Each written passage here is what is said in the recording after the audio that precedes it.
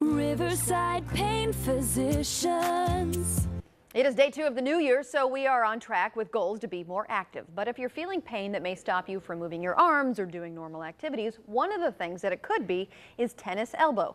Dr. Craig Kornick is the co-founder of Riverside Pain Physicians. He's joining us now to go a little bit in depth about this. And first of all, welcome. Thanks so much. Happy New Year. Appreciate you being here. So let's talk about tennis elbow. What exactly does that mean? Because you hear that all the time. What does it mean to have tennis elbow? Yeah, we do. And now's the perfect time for these overuse injuries. With New Year's and New Year's resolutions, people tend to overdo it when they're exercising. Right, because we're going to get everything that we didn't do in last year in the first 2 weeks. We're going to squeeze it into January. Yeah. So what tennis elbow is, it's a chronic overuse injury caused by repetitive overuse of the muscles in the forearm that extend the wrist and hand.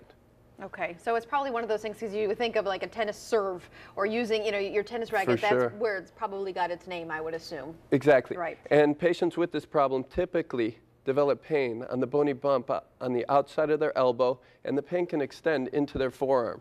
And just like you said, it started out being noticed in tennis players, but the important thing to remember is you definitely do not have to be a tennis player to develop this problem called tennis elbow. There you go. And so why does this develop? I mean, how do you get this? Just repetitive motion, overuse? Right, exactly.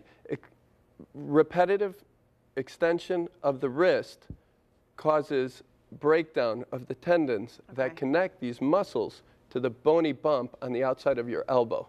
These tendons develop tears and degenerative changes. Okay, so what are some of the symptoms then? If somebody's at home and watching and they're saying, oh, I'm noticing this, then therefore they might be able to diagnose that they have tennis elbow. Right. If you have pain overlying the bony bump on the outside of your elbow, chances are that you have tennis elbow, especially if you're doing repetitive activities with your wrist and hand.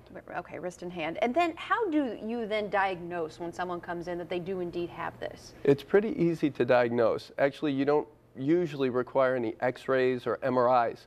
What we'll typically do is examine the elbow, and typically patients have pain overlying the bump on the outside of their elbow that extends into the forearm.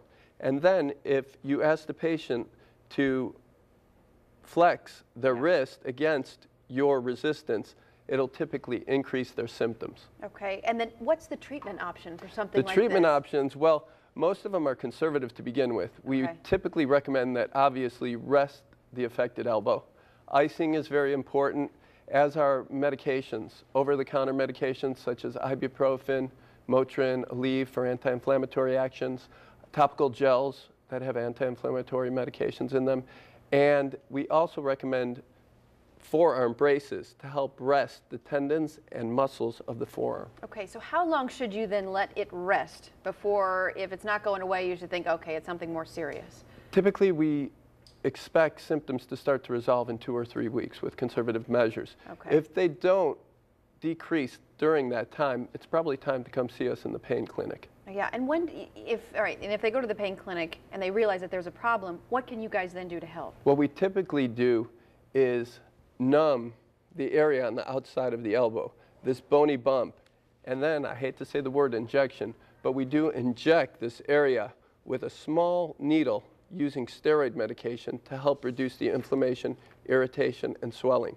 I don't want to scare anyone. The needle is tiny, tiny, tiny, and typically this treatment's very effective and not very painful at all. Well, and I was going to say, the quick little prick, whatever it may be, to alleviate the pain that they probably feel. I don't have tennis elbow, but I have had relatives that have had it, and it is very painful. It's a constant thing that they deal with every day. I mean, every time they're moving their arms, and I mean, you don't realize, how good you have it until you have pain in one area. Until you get it. Yeah.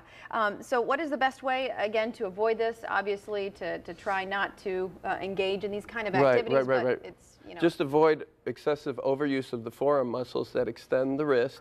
Pay particular attention to your technique if you're an avid athlete.